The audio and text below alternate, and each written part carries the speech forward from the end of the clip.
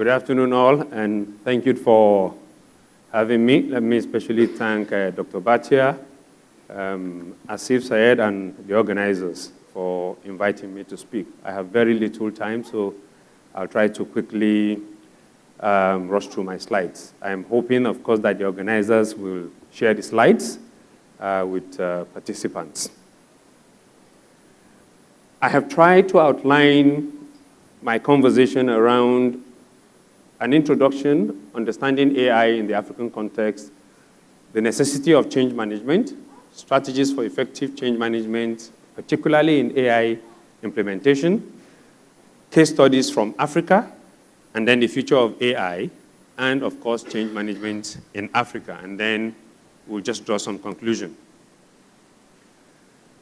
AI, of course, we all agree is revolutionizing businesses, whether globally or in our respective locales. But notwithstanding what AI is doing, what is most important is that to successfully implement AI technologies, we require, beyond the technical adoption of AI, getting the buy-in of people who need to use AI. And that's where change management, of course, come in, and getting stakeholders within the business, of course, to understand the need for change and the need for the adoption, of course, of AI. This presentation, therefore, will attempt to explore what are the transformative potentials, of AI, particularly in Africa and globally, whilst, of course, highlighting the essential role of change management in enabling a successful outcome, of course, and for successful AI adoption. In attempting to understand AI, particularly in the African context, I like to say that AI adoption in Africa is accelerating. At an earlier session today, I had one of the speakers say that between, say, Europe and Africa, you have about 68%, of people in the African continent already, embracing and adopting AI. The statistics in Europe is just at 30%. It simply means that AI is doing something for us in Africa, and of course, we're latching on to the benefits of AI.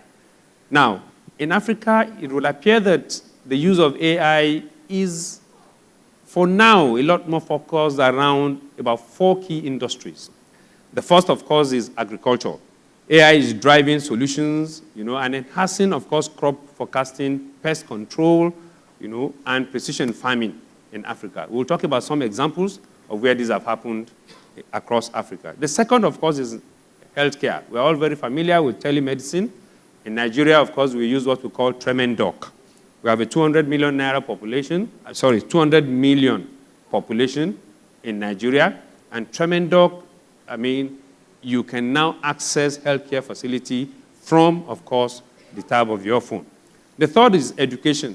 You have AI-powered personalized learning platforms, LMS platforms here and there. Of course, these are not new to you in India as the tech hub, of course, of the world. And these platforms, of course, people are adopting AI to be able, of course, to access learning. The last, of course, is finance. Fintech solutions are leveraging AI for fraud detection, for credit scoring, and, of course, for financial inclusion. Next, I'd like to talk about some of the success stories that we have had, in Africa. I spoke about precision farming and pest control, and I like to use Kenya, as an example. Farmers in Kenya today are utilizing AI-powered applications, like what we call virtual agronomist, plant village, to enhance their crop yield.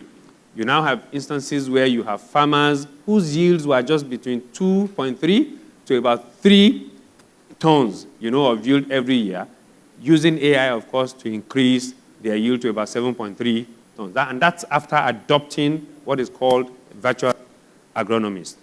We have AI chatbots, of course, for agricultural advice. What this does, of course, is through the use of what is called DALI, a chatbot launched in Africa from way back in March 2024, which is assisting small-scale farmers in businesses, say, in Kenya, in Nigeria, in Rwanda, in Uganda, by providing them solutions, of course, to common agricultural problems, and these are done in local languages. So they can access this tool on the chat box, of course, via WhatsApp. And like I said, these are in local languages. By October 2024, and that's just about 4 months ago, we already have about 110,000 farmers who are utilizing this particular chat box. Telemedicine platforms like I spoke about, Zuri Health, Zipline in Rwanda and in Nigeria, Zuri Health in Kenya, are digital-based AI platforms. Zuri Health was founded in 2021. In 2020, of course, Zipline, right after COVID, came to Nigeria. And they offer telemedicine services across multiple African countries. We have AI in medical diagnostics. In Zambia, for example, AI is being utilized to improve medical diagnosis. I recall that while I was HR director for Dangote Cement in Zambia in 2022, I had visited a hospital, of course, in Lusaka, the capital of Zambia. And when they were doing diagnosis, I was myself amazed, at the tools that were deployed, of course, to diagnose the ailments that are taking me to the hospital at the time. We have personalized learning platforms. In my country, for example, in Nigeria, we now have governments, of course, using AI to assist learners, even from the colleges, what we call secondary schools in Nigeria. People are coming with all sorts of tablets, and downloading, of course, AI-generated learning for students to use in school. You have AI chatbots, of course, for educational support, and these are being driven by non-profit organizations across Africa. USAID, for example, is doing a lot around this, and that's why quite a number of us are saddened by President Trump's decision, of course, to freeze funding for USAID. They are doing some great job in rural Africa, and a lot of that, of course, is going to be taken away. Now, success stories around AI integration in finance in Africa. Technologies are being applied in Africa's financial sector to promote, of course, financial inclusion and innovation. You have several fintechs working from Nigeria, working from Kenya, working from South Africa, working from Zambia, working from Ethiopia, deploying AI, of course, to deal with financial services all over across. I do know that, for example, in Nigeria, you have businesses like Aldera working from Nigeria and, of course, with offices in Kenya and in South Africa. Now, we spoke about AI and change management. Why do we have the necessity for change management? And like previous speakers have said, if you deploy AI and you require adoption, then you must engage all stakeholders. Not only do you have to engage all stakeholders, you must, of course, let stakeholders understand, for example, that AI will not be taking their jobs away. That AI, of course, will simply help to enhance their performance in their respective workspaces. And that's where, of course, change management comes in. Change management, of course, like we all know, involves structured approaches to transitioning individuals, to transitioning teams, and to transitioning, of course, organizations to whatever desired stages they want to get to. Now, understanding change management, of course, also involves, first, of course, the request for change. Two, of course, is an impact analysis around what this change that is being intended to be deployed will bring to the organization and to the people who work in the organization. The third, of course, is getting the required approval or the denial to do it. But where you have approval, then you do know that you need to deploy change management for people to be able to understand the need, of course, for the strategy or for the change or for the adoption of AI technology that you are bringing in. And then you implement, of course, the change. This will be followed by a review and a reporting of the impact and the outcome, of course, that you may have derived from the change. Now, what are the challenges that we often have around AI implementation? The first that, like we all know and we all talk about, is resistance from employees of course, due to job insecurity. And like I said earlier on, the first thing that comes to mind when you're trying to introduce technology or AI is for people to think, look, I'm going to lose my job. And if I'm going to lose my job, why should I support the introduction, of technology or even the introduction of AI, in the workplace? And that's where change management, of course, comes in. Helping employees, to understand the need for the change, the need to deploy the technology, and the fact that the technology will simply enhance their jobs, their roles, their deliverables, as opposed, of course, to taking their jobs away from them. The second is misalignment between AI initiatives and, of course, an organizational culture. It was Peter Drucker who said, culture eats strategy for breakfast. If you're deploying a strategy and you do not have the cultural buy-in of the organization, that's the culture of the organization, of those who work within the organization, then you might as well forget about the strategy. Because, just as Peter Drucker said, culture, of course, will eat that strategy for breakfast. If you do not have the buy-in of those who you're deploying the strategy for their benefit, then you have a misalignment. Lack, of course, is lack of necessary skills to harness AI solutions. And this is why change management comes in. You must reskill, you must upskill, you must ensure that people acquire the right skills, and the right knowledge to understanding the strategy that is being deployed, the technology that is being deployed, and the need, of course, for the AI and the solution that the AI will be driving in the organization. Why is AI important, and why is also change management important for AI deployment? The first, of course, we say is to align AI adoption with strategic goals. It allows leaders to integrate AI solutions in a way that enhances business processes, improves decision-making, and, of course, also drives competitive advantage. If you deploy a technology or you deploy AI, and the business, for example, does not see the impact on the bottom line, for those of us who work in corporate organizations, or the EBITDA of the business, it simply remains in the realm of technology, what people are looking for, what CEOs will be looking for, what HR directors will be looking for, what CFOs of businesses will be looking for, what owners of businesses will be looking for, is the impact on the technology that you are deploying or the AI initiative you are deploying on the bottom line of the business, the P&L, the balance sheet, and, of course, the EBITDA of the business. It is important to deploy, of course, change management to ensure that employees also engage, with the strategy, and, of course, they accept this.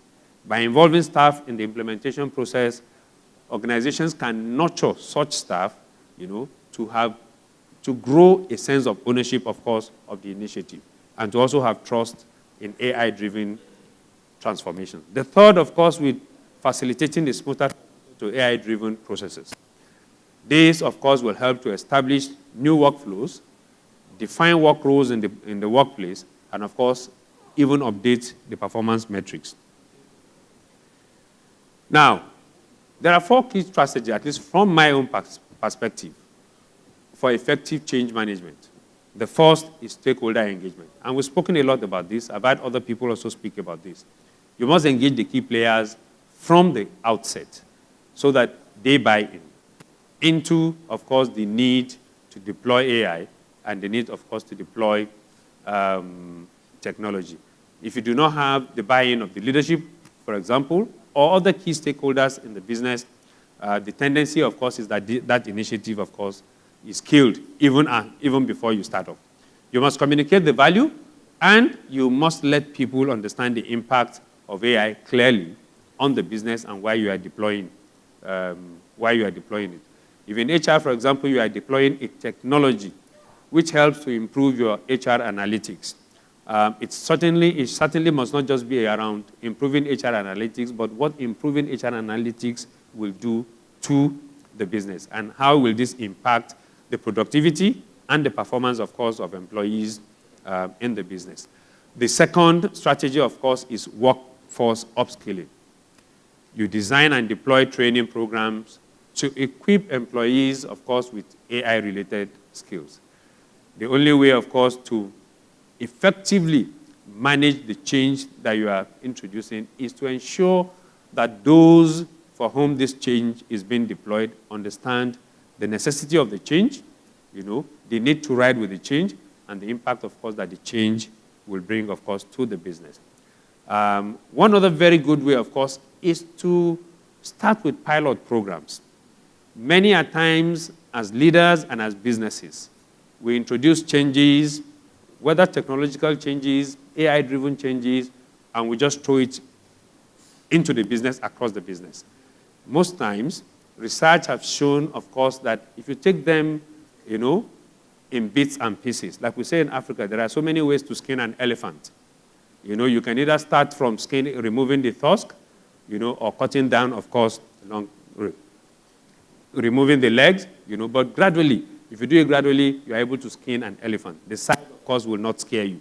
So if you start with pilot programs, it is easy to get people to buy in to the program, from the pilot programs to one other pilot program, and of course, to a larger program that you're having.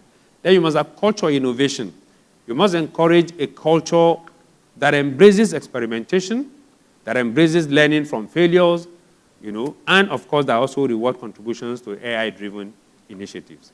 Now, when you deliver change, or when you introduce change in a workplace, oftentimes, of course, you do trial and error. And while doing this, you're likely to be confronted with failures here and there. You do not let, of course, the failure put you down, but you look at why you have failed, and then you try to find solutions to such failures, and then you learn from your failure, and of course, you move forward. Now, you must also learn, of course, to reward contributions to AI initiatives. Oftentimes, businesses, of course, take it for granted that we have employees. Part of their responsibility, of course, is to work for the business. And in working for the business, they also have a responsibility to be innovative. But as businesses, we should try to encourage recognizing those who drive change initiatives, recognizing, of course, and rewarding, change initiatives, whether around AI or any form of technology at all in our workplaces.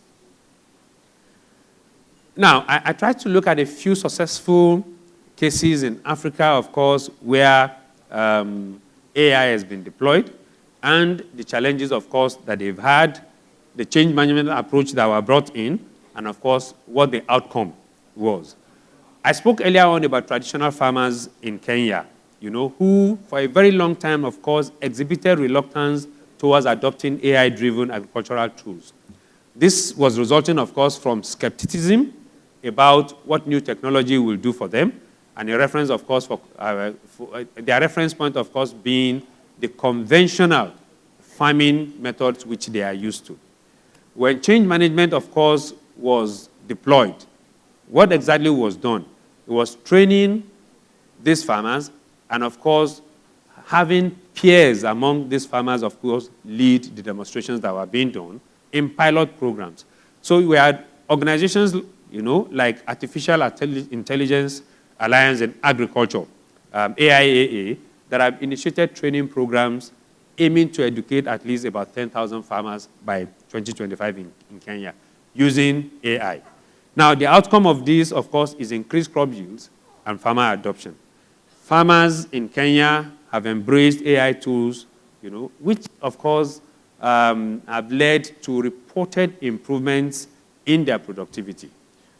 A particular farmer was interviewed on CNN, someone called Sami Salim, a farmer from Kericho in Kenya. And he did say, of course, that utilizing AI has helped to improve the yield from his product, from what it then was, about 2.3 tons to 7.3 in his coffee production, of course, in Kenya. I spoke about health earlier on, and I spoke about Rwanda and Nigeria. Zipline, for example, is deploying in Nigeria and in Rwanda AI technology to deliver medical supplies, thousands of miles, thousands of kilometers around businesses in Rwanda and in Nigeria. The outcome of Outcome of this, of course, is improved healthcare access and reduced delivery times. Now, what are the lessons from the case studies that we've had? First, of course, is for this particular initiatives that were deployed, there was leadership support. Commitment, of course, from leadership to ensure that this happened. The second, of course, was stakeholder engagement. The third was continuous communication of the need for the change, the technology that was introduced, and the need for the buy-in of those for whom it was introduced. The fourth, of course, is training and capacity building for those who are supposed to be beneficiaries of the technology and the AI initiative. The fifth is pilot testing, like I spoke about. And the last, of course, being cultural sensitivity, deploying AI within the ambit of the culture of the organization. What is the future of AI, for example, in Africa? Our vision for the next decade. We see AI as being a driver for sustainable development. It is poised, of course, to become a key catalyst for sustainable growth and for sustainable development in Africa. We see AI, of course, leading to greater integration of AI in the public service. In the private sector, it's happening a lot everywhere across businesses in Africa. But we see this, of course, happening a lot more now in the public service in Africa. What is the role of policy frameworks and government support? We need to establish a regulatory framework for ethical AI use. During lunch, my colleagues and I were having a conversation around the fact that one of those who came from Nigeria is someone who works in one of our data regulatory organizations. And we're talking about the need for us as HR practitioners to begin to take opportunities whenever we have it to let people understand why there has to be ethical use of AI, particularly for those of us who are in the HR space. Incentivizing AI research and development, and like I said, rewards and recognition in the workplace. Partnerships between the private sector, government, and academia to grow the use of AI. Creation, of course, of AI innovation hubs across Africa. Like I said, India is a very good example for all of us. There's a lot to learn from what you're doing here, and we expect that, of course, in Africa we'll be able to get there too. What are our conclusions? By way of recap, is to say that the synergy between AI and effective change management is very crucial for sustainable growth in Africa and across the world. What is our call to action? Organizations, of course, must prioritize change management when embracing AI to harness, of course, their full potential. And our final thoughts, by adopting a forward-thinking approach, we believe that Africa can position itself as a leader in the AI-driven innovation. Thank you all for listening. Thank you. You just mentioned towards the end that India, you can have a lot of learnings. How can the HR professionals in India collaborate and help you to kind of do things what you want to do in this African space? Oh. Thank you very much. During lunch and before lunch, my colleagues and I were approached by HR technology solution businesses out here. And one of the things that we said is, well, we do have HR tech solution businesses in Nigeria. One of the very big ones is a business called Seamless HR. But of course, we do understand, and like I said, that India, of course, is the tech hub, of the world. We believe that there's a lot that we can do around collaboration. And as I was speaking earlier to some of the participants here, I lead the HR Institute in Nigeria. The HR Institute in Nigeria is both a regulatory body and, a learning and development body as well. We are 57 years old. We have over 50,000 members. So we regulate the practice of HR in Nigeria. And every year, for 57 years, we've had an international conference and exhibition. What we use the conference to do, apart from the learning opportunities, and my last conference in November last year, had 4,000 physical participants. 4,000 physical participants. 1,000 joining virtually online. So that's 5,000. My target this year, for example, is to have 5,000 physical participants, and we have participants from all over the world. We've had the privilege, of course, Dr. Sanjay has spoken at our conference before. We've had the privilege, of course, of bringing in speakers like David Ori to come to Nigeria to speak. Peter Drucker has come to speak at our conference way back in those days. So what this does for us is to bring a cross-fertilization of ideas between those of us from Nigeria and Africa and people from around the world. So we can partner with HR tech solution companies and experts, from India. You attend our conference, you get to meet our people. And by the way, we're not as large as India, but we're also a 200 million people nation. Sorry, I keep talking about Naira. Naira is our currency, As an HR practitioner, we're still chasing money too. So we're a 200 million people nation, and Nigeria is a very large market. And like we also have a very large Indian population in Nigeria. Nigeria is the place to come to do business, particularly, leveraging technology to do business. Thank you, Ahmed. Let's give him a big round of applause, please. Thank you very much.